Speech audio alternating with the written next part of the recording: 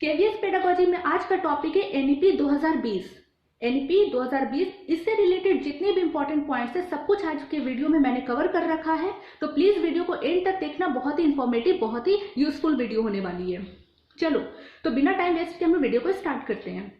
देखो, सबसे पहले तो कई बार क्वेश्चन ही में पूछ सकता है कि एनईपी का फुल फॉर्म क्या है। तो एनईपी का फुल फॉर्म होता है नेशनल एजुकेशन पॉलिसी, हिंदी में राष्ट्रीय शिक्षा नीति। ये क्लियर हुआ। अब इससे जुड़े कुछ और भी पॉइंट्स को देखते हैं जो कि सब कुछ आपके वन लाइनर है। पहला है इसका गठन कब हुआ, यानी एनईपी का गठन कब हुआ। तो ये है आपका 29 जुलाई 2020 में। 29 जुलाई 2020 में इसका गठन हुआ था। और यहाँ पे याद रखना 34 वर्ष के बाद की ये तीसरी शिक्षा नीति है, यानी थर्ड नेशनल एजुकेशन पॉलिसी है। ये याद रखिएगा कि 34 साल के बाद आई है।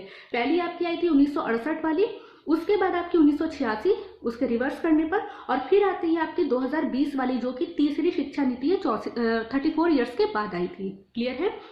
नेक्स्ट क्वेश्चन कि एनईपी किसकी अध्यक्षता में बनी।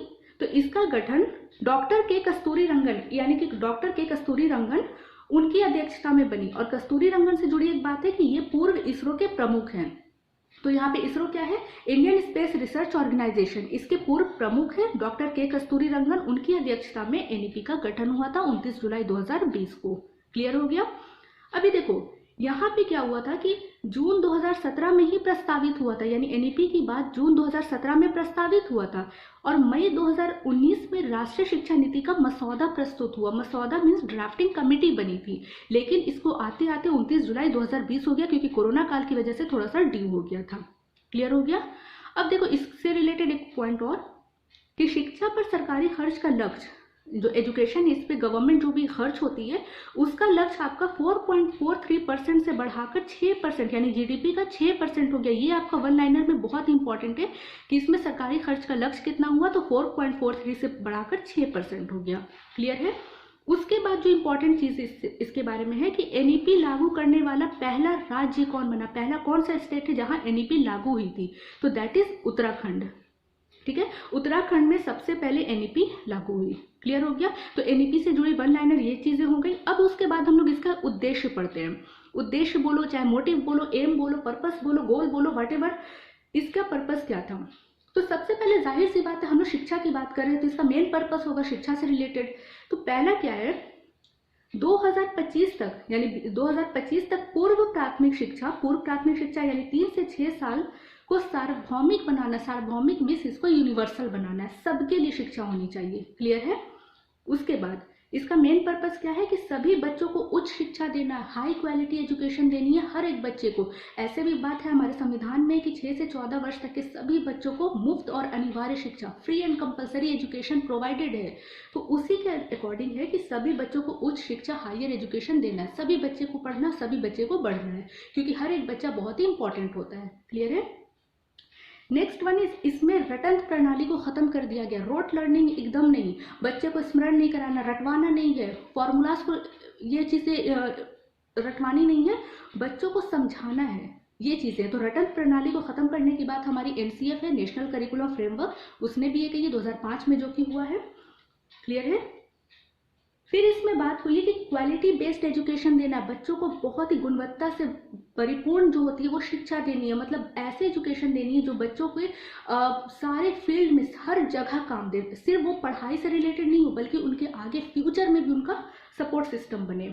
और साथ ही साथ उनका हॉलिस्टिक डेवलपमेंट हो, बच्चे का समग्र विकास हो, ऑलराउंड डेवलपमेंट, हर क्षेत्र में, हर फील्ड में बच्चे का विकास हो। ये कहता है एनईपी 2020। क्लियर है। उसके बाद इससे जुड़ी जो सबसे इंपॉर्टेंट चीज जो अभी इंक्लूड की गई है वो है आपका निपुण, एफएलएन और ईसीसीई, जिस पे वीडियो आपकी बनी हुई है, आप जाके प्लेलिस्ट में इसको चेक कर सकते हो। यहाँ पे इसके बारे में एक छोटा सा इन्फो। निपुण क्या है, national initiative for proficiency in reading with understanding and numeracy. एक राष्ट्रीय पहल है। निपुण क्या है आपका, एक राष्ट्रीय पहल है जहां पे प्रोफिशिएंसी किसमें होनी चाहिए, रीडिंग विद अंडरस्टैंडिंग, समझ के साथ बच्चे को पढ़ाना, साथ ही साथ उनकी न्यूमेरेसी, गणना, उनका जो कैलकुलेशन होता है उसको स्ट्रांग बनाना है। क्योंकि बहुत सारे ऐसे बच्चे हैं जिनको बेसिक एजुकेशन तो छोड़ो, वो चीज़ों को पढ़ना नहीं जानते, बेसिक काउंटिंग नहीं जानते, न्यूमेरिकल्स नहीं जानते। तो बच्चों को इस चीज़ में दक्ष बनाना है, अंडरस्टैंडिंग, समझ के साथ पढ़ाना, ये हमारी कहती है निपुण। और इसका गठन कब हुआ था? 5 जुलाई 2021, 5 जुलाई 2021 में हुआ। और टारगेट क्या है आपका? ग्रेड 3 तक के बच्चों को 2026 से 27 तक एक क्वालिटी बेस्ड एजुकेशन प्रोवाइड करना, ये कहता है निपुण। फिर है आपका FLN भी इसका पार्ट है कि इसमें बात हुई है foundation literacy and numeracy. It means मूलभूत साक्षरता एवं संख्यात्मकता। वही बात है कि फाउंडेशन स्टेज पर बच्चों को, प्राइमरी स्टेज पर ही उन्हें साक्षरता दी जानी चाहिए और साथ ही साथ काउंटिंग में प्रखर बनाना चाहिए। क्लियर हो गया। And third one is ECCE। ECCE आपका क्या है? Early childhood care and education, यानी कि पूर्व बाल्यावस्था में बच्चों के स्वास्थ्य की बात हो रही है और साथ ही साथ बच्चों की एक शिक्षा पे बात हो रही है। केयर एंड एजुकेशन, ऑब्वियस सी बात है, अगर बच्चे का स्वास्थ्य ही सही नहीं रहेगा तो बच्चे कहाँ से पढ़ेंगे, है ना, उनका डेवलपमेंट कैसे होगा। तो ये कहता है आपका NEP, जिसके अंतर्गत आपका ECCE आता है। अब बच्चे की केयर कैसे होगी? चाहे वो प्रॉपर हाइजीन हो, उन्हें प्रॉपर न्यूट्रिशन फूड मिलनी चाहिए, ये सारी चीज़ें होंगी। उनके साथ उनके हेल्थ का टाइम टू टाइम चेकअप हो जाना चाहिए। तो ये सारी बातें इस पे कहती हैं। तो आप कह सकते हो NEP के अंतर्गत आती है निपुण और इसके अंतर्गत आता है FLN। ये चीज़ें आपकी क्लियर हो गई है। अब देखो NEP से जुड़ी कुछ और चीज़ों को देखो जो सबसे ज़्यादा इंपॉर्टेंट है इसके लिए।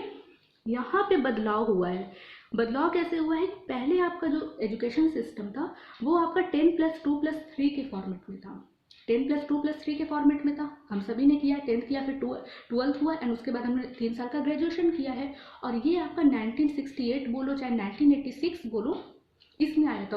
और वो आपकी दौलत सिंह कोठारी 1964 से 1964 टू 1966 इसमें आया था। आपके दौलत सिंह कोठारी ने लाया था, 10+2+3 के फॉर्मेट में था। और 1986 की बात करो तो सबसे पहले जो कंप्यूटर की बात हुई थी 1986 वाले शिक्षा नीति में आई थी, क्योंकि उस टाइम कंप्यूटर तुरंत आया ही था, चलन में था। साथ ही साथ उसमें एक ऑपरेशन ब्लैक बोर्ड की बात हुई। ऑपरेशन ब्लैक बोर्ड के बारे में एक छोटा सा इन्फॉर्मेशन देती हूँ कि 1986 में आपकी दूसरी शिक्षा नीति, उसके जस्ट एक साल के बाद यानी 1987 में ऑपरेशन ब्लैक बोर्ड आया। ये भी आपसे पूछा जा सकता है, कई बार पूछा जाता है बहुत सारे एग्जाम्स में कि शिक्षा के क्षेत्र में कौन सा ऑपरेशन है, तो that is operation black board. इसकी रिक्वायरमेंट क्या होती है कि 2 कमरे एंड 2 टीचर्स होने चाहिए। क्लियर है। और 2 टीचर में भी आपकी एक फीमेल टीचर यानी एक लेडी टीचर होनी चाहिए। चलो, तो ये आपका छोटा सा इन्फॉर्मेशन था। तो अभी यहाँ पे क्या है कि 10+2+3 का फॉर्मेट बदलकर 5+3+3+4 हो गया है। 5+3+3+4, ये तो आपको दिमाग में अटा लेना है कि 5+3+3+4 इस प्रणाली पे, इस फॉर्मेट पे आप काम करेंगे। ठीक है। अब देखो इसमें जो 5, 3, 3, 4 क्या है वो समझते हैं। तो जो 5 है, ये जो पहला 5 है, इसके हिस्से कर दो। पहले के 3 साल आपके प्री प्राइमरी होंगे, प्री प्राइमरी जिसको हमने फाउंडेशन स्टेज कहा। फाउंडेशन बुनियादी, क्योंकि जब नींव ही कमजोर रहेगी तो इमारत ऑटोमेटिक ढह जाएगी।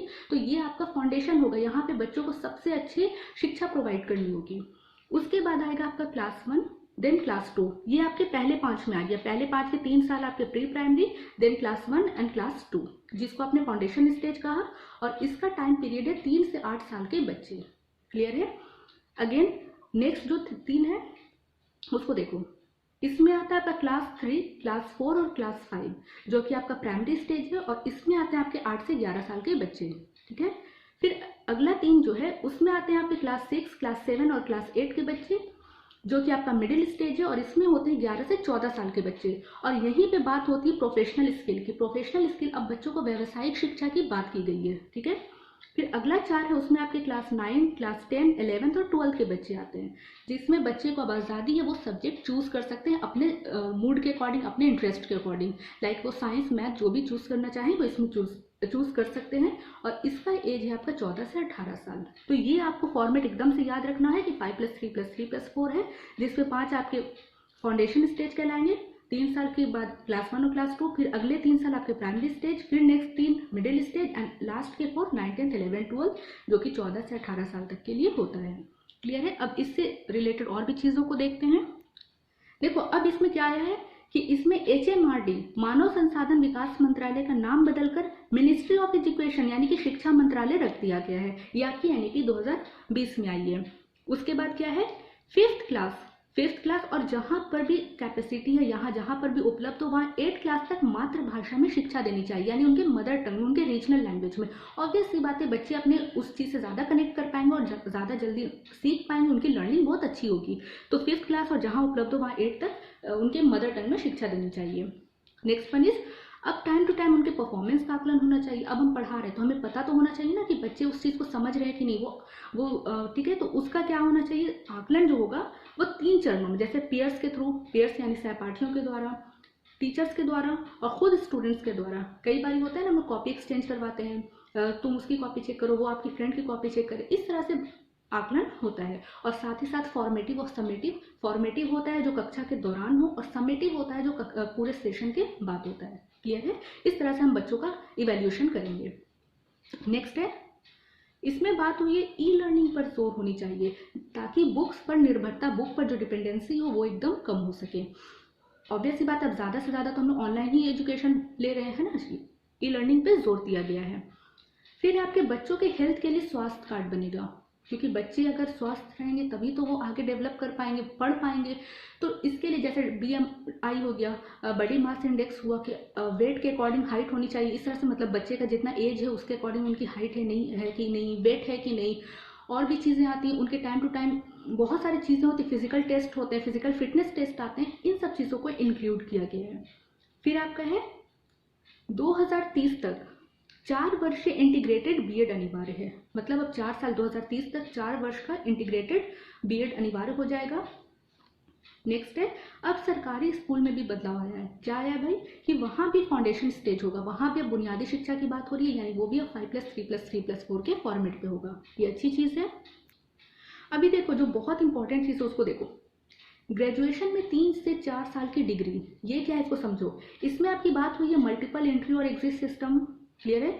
जैसे अगर बच्चे ने 1 साल कंप्लीट करा, उन्हें सर्टिफिकेट मिल जाएगा, ग्रेजुएशन की बात हो रही है।